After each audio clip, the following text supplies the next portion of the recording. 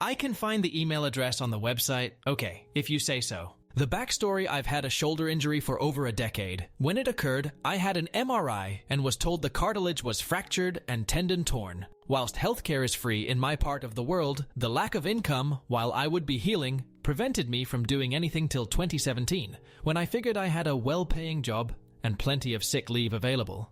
So, I started the ball rolling on getting it fixed. I was initially put through physio to try and fix the problem, or at least strengthen the shoulder.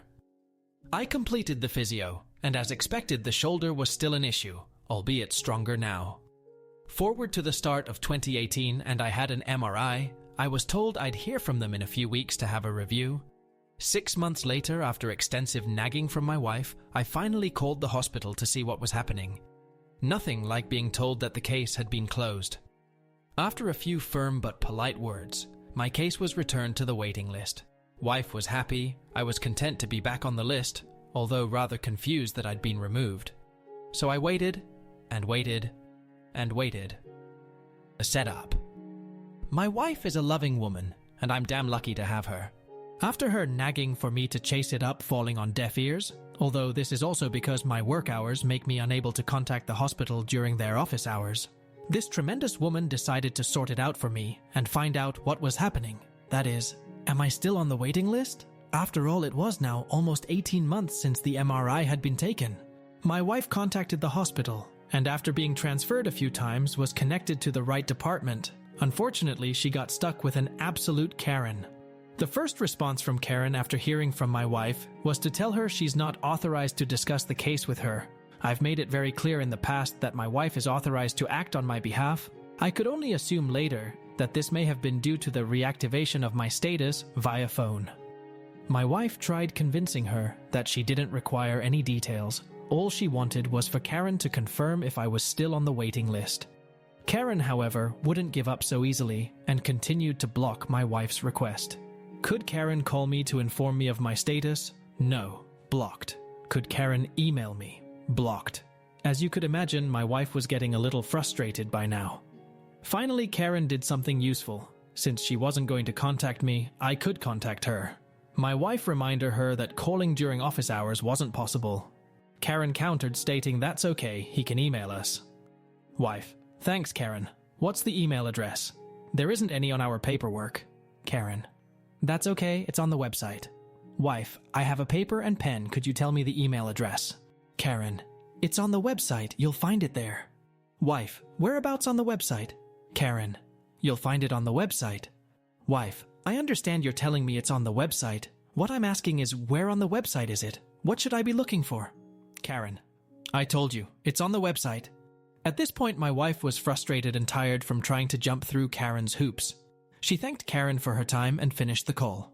Frustrated, my wife contacted the local member of parliament for advice on how to resolve the situation. During my evening drive, I was listening to my frustrated, annoyed wife. She regaled me with the pointless call to the hospital, and then her markedly better call with the local MP, member of parliament. I felt anger and annoyance. My wife had tried doing something lovely, and had copped poor treatment from the hospital. My told me when I got home, I was going to write an email to the Minister of Health, as that was the MP's recommendation. After a moment's thought, I told my wife, no. The malicious compliance. I arrived home and told my wife that I was thankful for her time and effort, but it was all right, I would take care of the situation now, and I'm sorry that she'd had such a hard time that day. I opened my laptop and downloaded a program. This program is designed for marketing. It will scour through a website and pull any contact details, email address, name, title, contact numbers, etc., and compile them for people to then cold call employees of a company. I typed up an email detailing my case, history, being dropped off and returned to the waiting list, my concerns about the validity of an 18-month-old MRI for surgeons, and the supportive, albeit succinct advice from Karen. I identified her department and name-dropped her a few times in the email. Returning to my email spider program, I found a healthy 768 email addresses. After some thoughtful reflection, I removed any email address that didn't belong to the hospital, leaving me with a still rather healthy 300-plus email addresses. Copy, paste into the to field. Then, to continue to up my game, I CC'd in the department for the Minister of Health, the Minister of Health, Shadow Department for the Minister of Health, Shadow Minister of Health, and then the local MP. I returned to my email and thanked the MP for their assistance, emphasizing how thankful I am as we are in the middle of an election. It's amazing how helpful politicians are around election time. I reread the email one more time to make sure I had captured everything I had wanted. It needed just one more item to highlight the importance of the email. I would like to thank Karen from Support Liaison for the limited support she was able to offer my wife despite her not being apparently authorized. I would also like to thank Karen for her clearly perfunctory instructions that the email address I needed to contact was on the hospital website. Albeit with no additional information as to the location of the email address, I had to do some searching.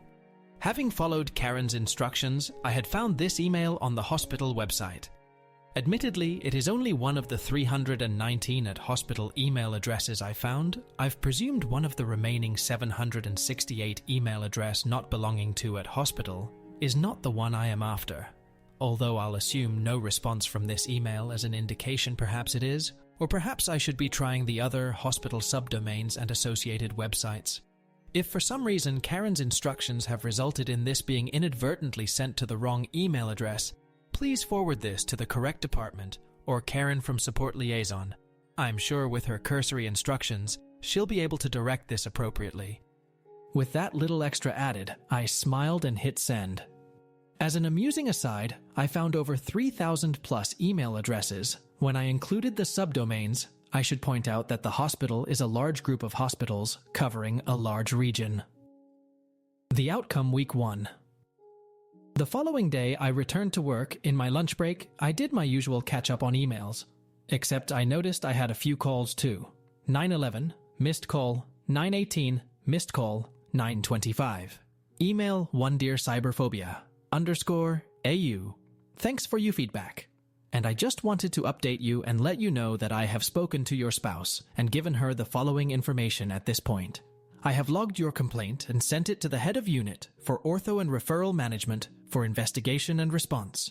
I can confirm that you are on the orthopedic waitlist and have been since the 27th of April 18. I have put a comment on our database under her details as emergency contact that states all information about appointments can be given to Mrs. Cyberphobia_AU as per direct permission from Mr. Cyberphobia_AU. I will follow up and escalate the complaint about lack of support given to your spouse by the patient relations coordinator she spoke to. I will keep your spouse and you updated on the outcome of the orthopedics appointment as soon as I am advised. I have a couple of questions I just need to ask you in relation to your concerns raised. Do you wish to have any response or outcome from hospital about this complaint relayed to the Office of Honorable Local MP? May I please have your permission to put your email address on our database? Please feel free to contact me if you wish to discuss anything further. Regards, not_Karen. 11:23.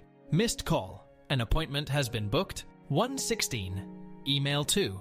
Appointment details. I received an additional 38 automated email responses and another 5 responses from various individuals' departments wishing to contact me. I responded to the email from the not_Karen and stated that I did not believe the details needed to be relayed to the MP at this point in time. Week 2, I attended my orthopedic appointment. The expected 3-hour waiting room experience was a brief 30 minutes to see the surgeon. As expected, surgery was the outcome.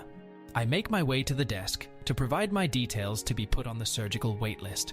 The nurse behind the counter makes a quip about it being a priority. That's strange. I'm not in urgent need for this. I've lived with it for the last decade.